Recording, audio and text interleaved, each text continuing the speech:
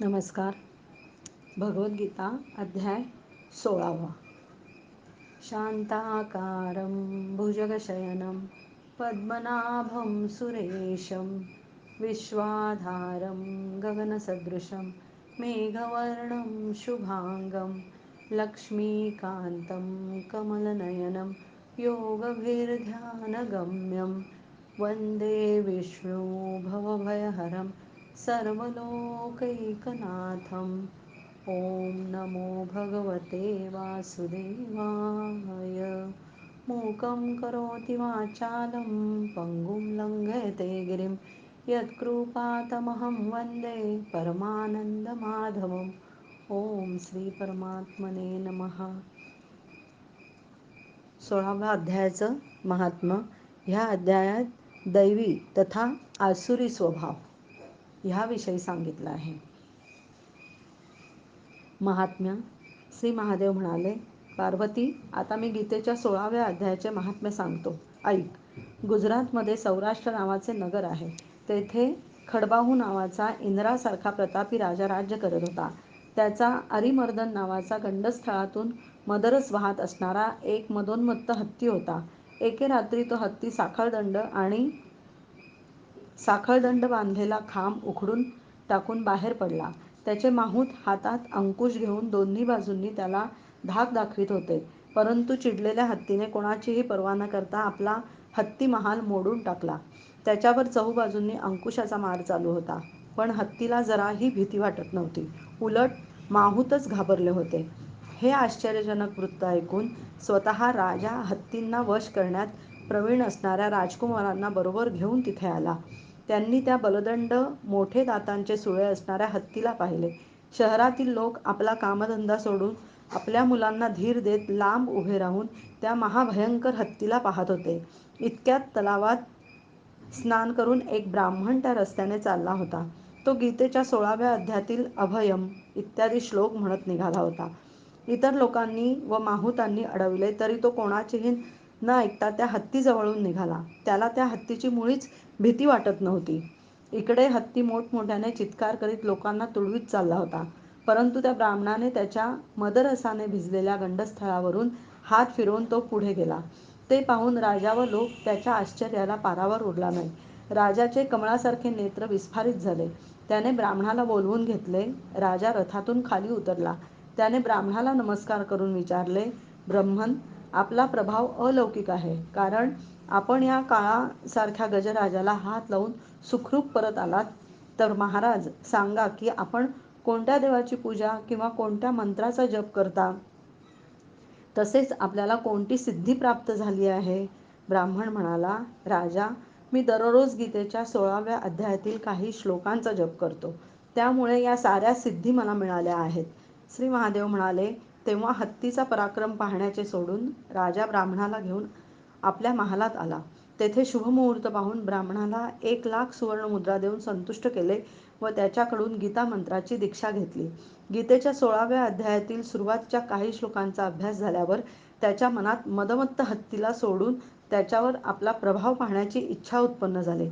म्हणून तो काही सैनिकांसह हत्ती महालापाशी गेला व माहूताला तो मदमत्त हत्ती सोडायला सांगितला. राजा आता निर्भय झाला होता. राज्यातील सुखविलास त्याला तुच्छ वाटू लागले. किंबहुना आपले जीवन तृणवत समजून तो त्या मोकळ्या सोडलेल्या हत्तीसमोर गेला.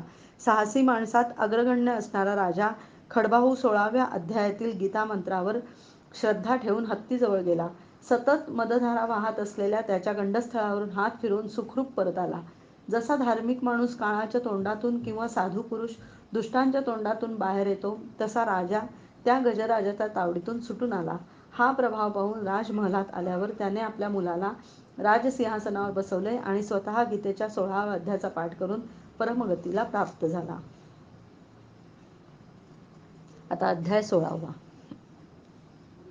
श्री भगवान म्हणाले, भयाचा पूर्ण अभाव, अंतःकरणाची पूर्ण निर्मळता, तत्त्वज्ञानाकरता ध्यानयोगात निरंतर दृढस्थिती आणि सात्विक दान, इंद्रियांचे दमन, भगवान, देवता आणि गुरुजनांची पूजा, तसेच अग्निहोत्र इत्यादी उत्तम कर्मांचे आचरण, त्याचप्रमाणे वेदशास्त्रांचे पाठण, भगवंताच्या नामाचे व गुणांचे कीर्तन, स्वधर्माचे पालन करण्यासाठी कष्ट सोसणे आणि शरीर व इंद्रियांसह अंतःकरणाची सरलता, काया वाचा मनाने कोणालाही कोणत्याही प्रकारे दुःख न देणे, यथार्थ व प्रिय भाषण, आपल्यावर अपकार करणाऱ्यांवरही न रागावणे, कर्माच्या ठिकाणी कर्तेपणाचा अभिमानाचा त्याग, अंतःकरणात चंचलता नसणे, कोणाचीही निंदा वगैरे न करणे, सर्व प्राणीमात्रांच्या ठिकाणी निर्हेतुक दया, इंद्रियांचा विषयांशी संयोग झाला तरी त्यांच्याविषयी आसक्ती न वाटणे, कोमलता, लोकविरुद्ध व शास्त्रविरुद्ध आचरण करण्याची लज्जा,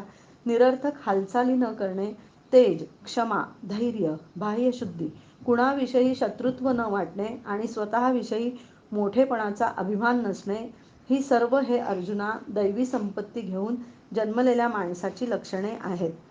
हे पार्था, ढोंग, घमेंड, अभिमान, राग, कठोरपणा आणि अज्ञान ही सर्व आसुरी संपत्ती घेऊन जन्मलेल्या पुरुषाची लक्षणे आहेत. दैवी संपदा मुक्तिदायक आणि आसुरी संपदा बंधनकारक मानली आहे. म्हणून हे अर्जुना, तू शोक करू नकोस, कारण तू दैवी संपदा घेऊन जन्माला आला आहेस. हे अर्जुना, या जगात मनुष्य समुदाय दोनच प्रकारचे आहेत, एक दैवी प्रकृतीचे आणि दुसरे आसुरी प्रकृतीचे. त्यापैकी दैवी प्रकृतीचे विस्तारपूर्वक सांगितले. आता तू आसुरी प्रकृतीच्या मनुष्य समुदायाबद्दलही माझ्याकडून सविस्तर ऐक. आसुरी स्वभावाचे लोक प्रवृत्ती आणि निवृत्ती दोन्हीही जाणत नाहीत, त्यामुळे त्यांच्या ठिकाणी अंतर्बाह्य शुद्धी असत नाही, उत्तम आचरण असत नाही आणि सत्य भाषणही असत नाही. ते आसुरी स्वभावाचे मनुष्य असे सांगतात की हे जग आश्रयरहित, सर्वथा खोटे आणि ईश्वराशिवाय आपोआप केवळ स्त्री पुरुषांच्या संयोगातून उत्पन्न झाले आहे. म्हणूनच केवळ काम हेच त्याचे कारण आहे, त्याशिवाय दुसरे काय आहे?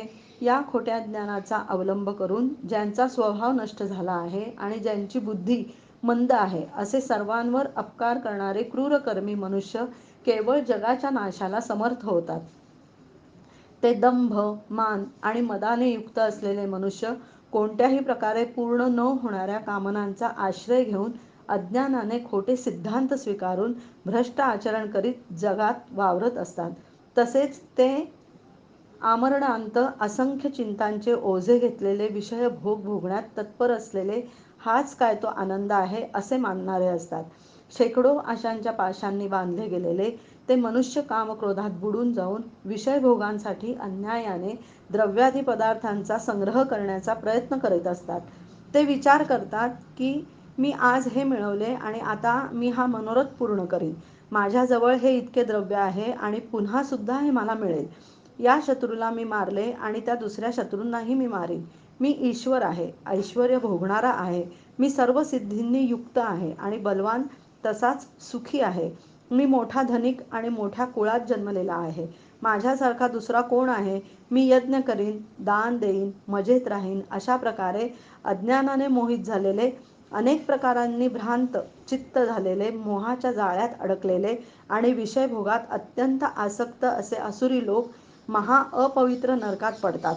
ते स्वतःलाच श्रेष्ठ मानणारे घमेंडखोर लोक धन आणि मान यांच्या मदाने उन्मत्त होऊन केवळ नावाच्या यज्ञांनी पाखंडीपणाने शास्त्रविधीहून यज्ञ करतात. ते अहंकार, बळ, घमेंड, कामना आणि क्रोधादिकांच्या आहारी गेलेले आणि दुसऱ्याची निंदा करणारे पुरुष आपल्या व इतरांच्या शरीरात असलेल्या मज अंतर्यामीचा द्वेष करणारे असतात. त्या द्वेष करणाऱ्या पापी क्रूर कर्मे करणाऱ्या नराधमांना मी संसारात वारंवार आसुरी योनीतच टाकतो. हे अर्जुना, ते मूढ मला प्राप्त न होता जन्मोजन्मी आसुरी योनीतच जन्मतात. उलट त्याहूनही अति नीच गतीला प्राप्त होतात, अर्थात घोर नरकात पडतात. काम, क्रोध, लोभ ही 3 प्रकारची नरकाची दारे आत्म्याचा नाश करणारी, अर्थात त्याला अधोगतीला नेणारी आहेत. म्हणूनच त्या तिन्हींचा त्याग करावा.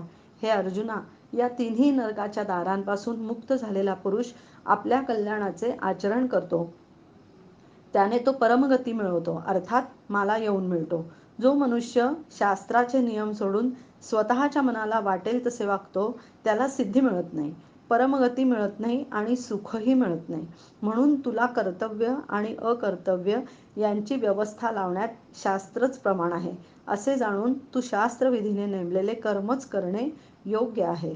श्रीमद्भगवद्गीता अध्याय 16 समाप्त. श्रीकृष्णार्पणमस्तु.